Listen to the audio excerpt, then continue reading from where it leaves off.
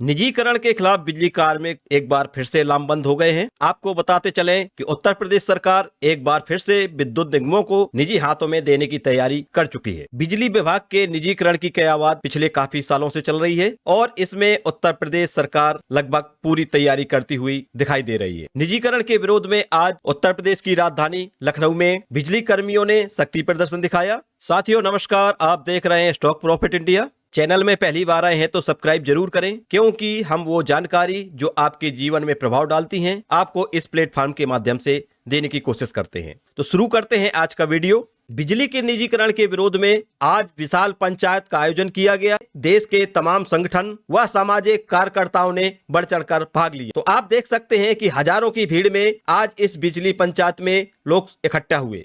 सरकार का कहना है कि 2000 में बिजली कंपनियों को महज 77 करोड़ का घाटा था और लगातार बढ़ रहे घाटे से निपटने के लिए निजीकरण की योजना को लाए हैं। एक बार फिर से पूर्वांचल और दक्षिणांचल को निजी हाथों में सौंपने की योजना है। आपने निजीकरण क्या होता है इसका वीडियो नहीं देखा है तो आप डिस्क्रिप्शन में जाकर देख सकते हैं, लिंक डिस्क्रिप्शन बॉक्स में दी हुई है। साथ में निजीकरण का प्रभाव आने वाली जनरेशन में क्या पड़ेगा, जो लोग सरकारी नौकरी की तैयारी कर रहे हैं, ITI या डिप्लोमा कर रहे हैं, उनके जीवन में क्या असर पड़ेगा, उनके सपनों में क्या असर पड़ेगा, उसको भी हमने डिटेल से कवर किया है। तो आप डिस्क्रिप्शन में वो लिंक दी हुई है, वो वीडियो देख सकते हैं। आपको बताते चलें कि उत्तर प्रदेश सरकार पिछले काफी सालों से बिजली विभाग को निजी हाथों में सौंपने की योजना में काम कर रही है और इस योजना को अभी तक धरातल में इसलिए नहीं उतारा जा सका क्योंकि बिजली विभाग के कार्मिक विरोध प्रदर्शन और हड़ताल के कारण इसमें रुकावट पैदा कर देते थे। लेकिन इस बार योगी सरकार और उनके मंत्री इससे कैसे निपटते हैं वो आगे देखने वाली बात होगी।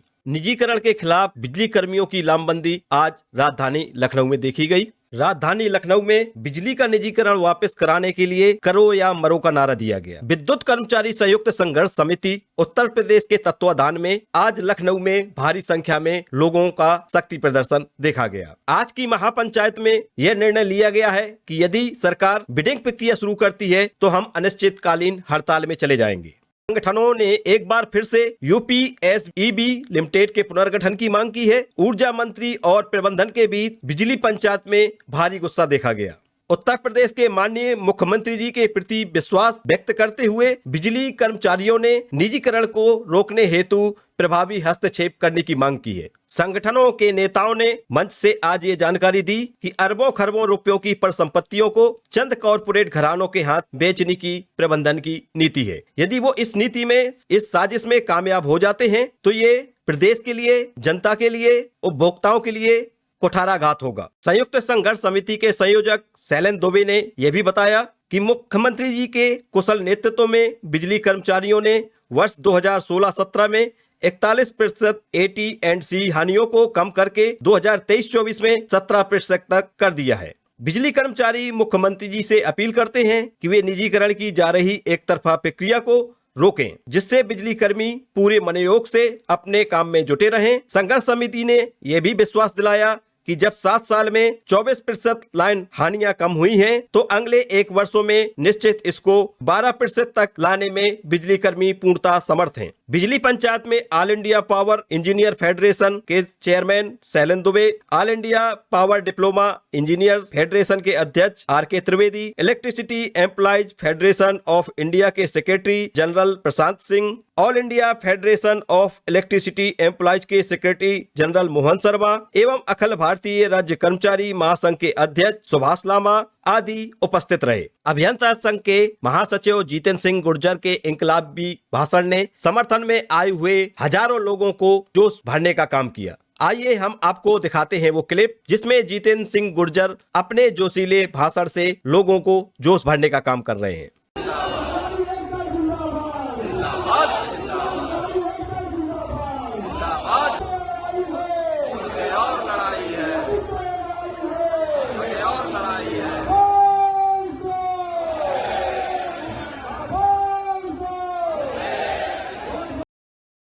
संघर्ष समिति के संयोजक शैलेंद्र दुबे का कहना है कि जब से IAS अफसरों ने बिजली विभाग को संभाला है तब से ये घाटा लगातार बढ़ता जा रहा है। आइए आपको लेके चलते हैं आज की महापंचायत में और सुनते हैं शैलेंद्र दुबे की जुबानी। कहीं और था, कल कहीं और होगा। मैंने यह तो सुना था कि मकान मालिक अपना मकान बेचता है, लेकिन आज मैं पहली बार सुन रहा हूं कि किराएदार भी मकान को बेचते हैं। आप तो किराएदार हैं, आपकी हिम्मत कैसे हुई है कहने की किसी का महत्व दिखे। और एक दो नहीं, उत्तर प्रदेश के 42 जिले, 75 जिले हैं उत्तर प्रदेश में। आपने 42 जिलों को बेचने का निर्णय ले लिया। माननीय ऊर्जा मंत्री जी, आप IAS भी रह चुके हैं, आप भारत के सबसे लोकप्रिय नेता माननीय नरेंद्र मोदी के साथ 22 साल रहे हैं। अपील कर रहा हूं, वो अपनी मर्यादा छोड़ सकते हैं, हम अपनी मर्यादा नहीं छोड़। मैं उन्हीं की बातों का उन्हीं के शब्दों में जवाब देना चाहता हूं। उनके एक तो नहीं, दर्जनों ट्वीट आपको मैं दिखा सकता हूं जिसमें ऊर्जा मंत्री। इसके अलावा प्राविधिक कर्मचारी संघ के अध्यक्ष चंद्रभूषण उपाध्याय ने अपनी बातों को मंच से रखा। अगर इस कंपनी को विधानसभा स्तर पर अगर घाटा बता रहे हैं तो निश्चित रूप से कर्मचारियों में दोष नहीं, आपके नीति और नीयत में दोष। एवं प्राविधिक कर्मचारी संघ के महासचिव मोहम्मद वसीम ने यह भी कहा कि यदि सरकार हमारे कर्मचारियों को जेल भेजने की तैयारी करती है तो हम जेल जाने के लिए तैयार हैं। आप अपना देख लो, अगर आप लड़ने के लिए तैयार हो तो अपने लोगों को एक बार रोक लो, मतलब एक बार चेक कर लो। आप अगर लड़ने को तैयार हो तब आगे बढ़े, वरना मैं अकेला तो लड़ने के लिए तैयार ही हूँ। हमारे जो साथियां हैं वो आपको आह्वान है तो तैयार रहो, बगैर डरे तैयार रहो। हमारे पहले भी है आगे। बिजली पंचायत में पारित प्रस्ताव में निर्णय लिया गया कि उत्तर प्रदेश सरकार ने यदि पूर्वांचल विद्युत वितरण निगम और दक्षिणांचल विद्युत वितरण निगम को निजीकरण हेतु बिडिंग में कोई भी एक तरफा कार्यवाही प्रारंभ की तो करो या मरो की भावना से समस्त ऊर्जा निगमों के तमाम बिजली कर्मचारी, संविदा कर्मी और अभियंता लोकतांत्रिक ढंग से आंदोलन प्रारंभ करने हेतु बाध्य होंगे, जिसकी सारी जिम्मेदारी उत्तर प्रदेश सरकार और ऊर्जा निगमों के प्रबंधन की होगी। साथ में प्रस्ताव में यह भी कहा गया कि 5 अप्रैल 2018 और 6 अक्टूबर 2020 को वित्त मंत्री तत्कालीन ऊर्जा मंत्री श्री श्रीकांत शर्मा के साथ हुए लिखित समझौते में यह कहा गया कि उत्तर प्रदेश विद्युत वितरण निगमों की वर्तमान व्यवस्था में ही विद्युत वितरण में सुधार हेतु कर्मचारियों और अभियंताओं को विश्वास में लेकर सार्थक कार्रवाई की जाएगी। कर्मचारियों एवं अभियंताओं को विश्वास में लिए बिना उत्तर प्रदेश में किसी भी स्थान पर कोई निजीकरण नहीं होने दिया जाएगा। यदि उत्तर प्रदेश सरकार निजीकरण का निर्णय लेती है तो इस समझौते को साफ तौर पे उल्लंघन माना जाएगा और अपनी एकजुटता का प्रदर्शन सरकार के सामने किया।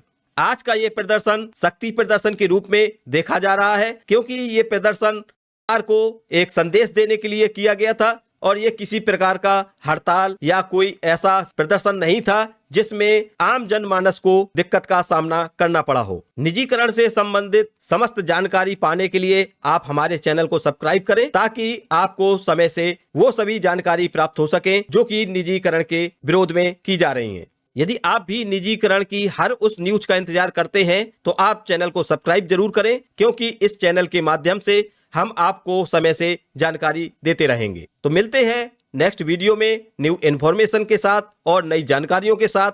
तब तक के लिए बाय बाय, टेक केयर। आइए सीधे देखते हैं कि निजीकरण के विरोध में संगठनों के नेताओं ने क्या कहा।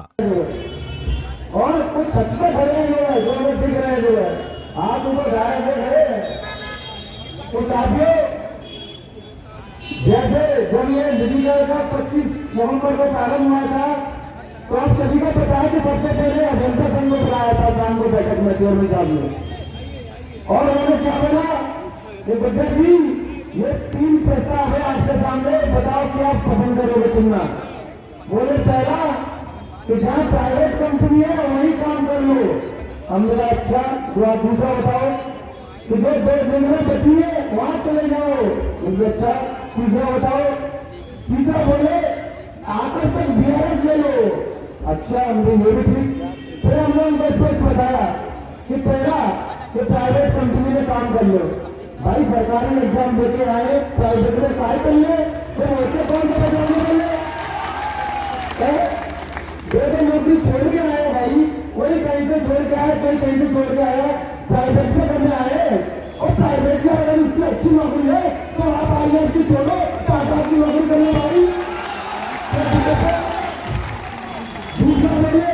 जो डिस्काउंट बची है उसमें चले जाओ।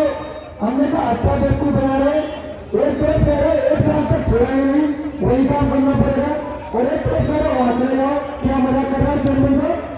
एक साल तक क्यों बोले ये लोग पता है?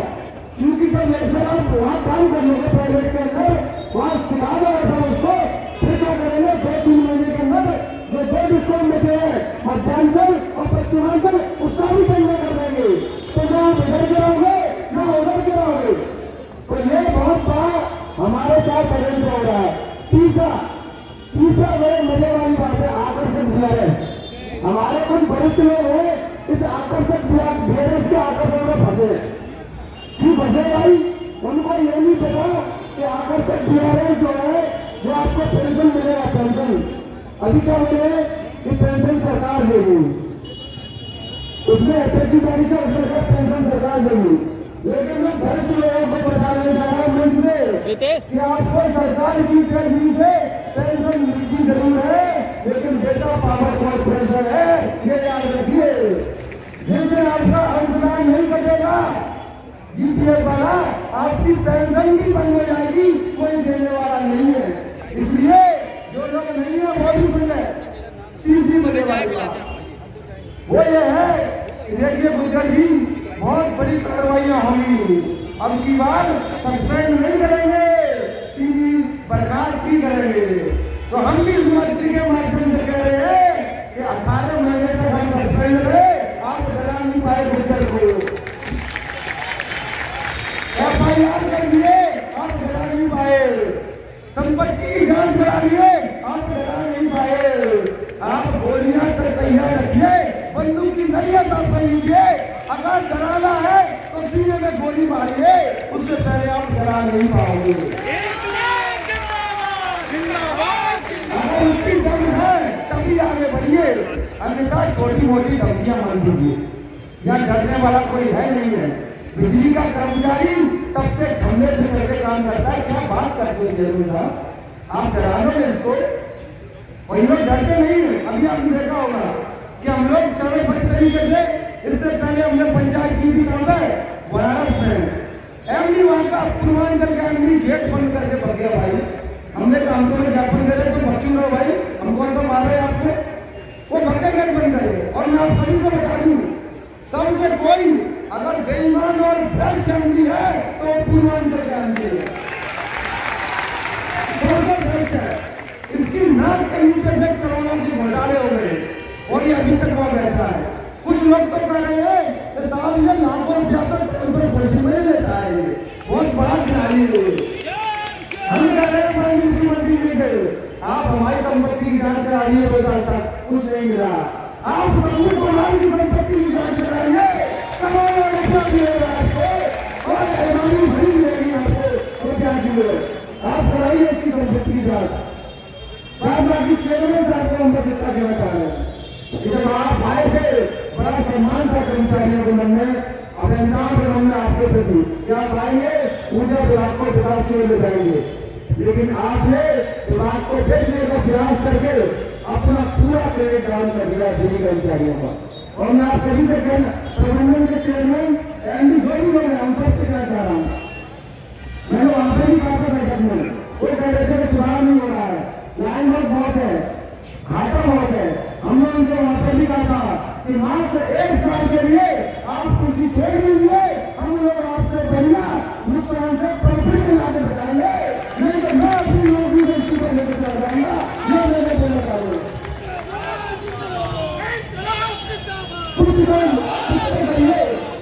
देखिए ऊर्जा मंत्री जी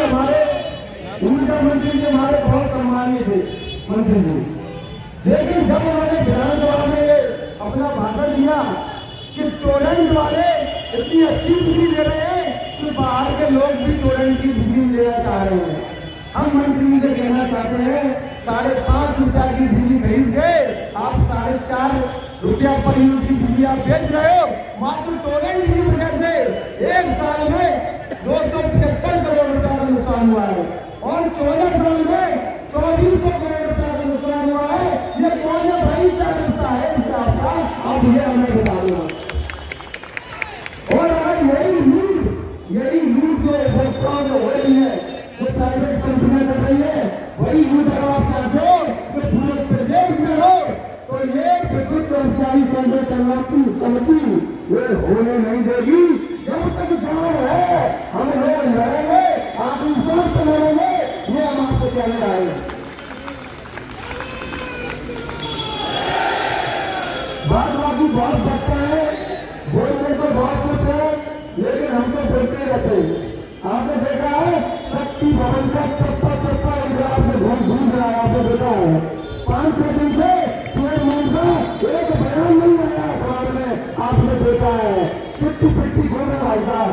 और थोड़ा धक्का और लगा दो, ये निजीकरण का प्रस्ताव निरस्त होगा, मैं आपको बताना चाहता हूँ। धन्यवाद। इसी के साथ मैं अपनी वाणी को ध्यान दूंगा। जय हिंद, जय संगठन, कुछ नारे लगाइए बस, नारे खड़े करके आइए।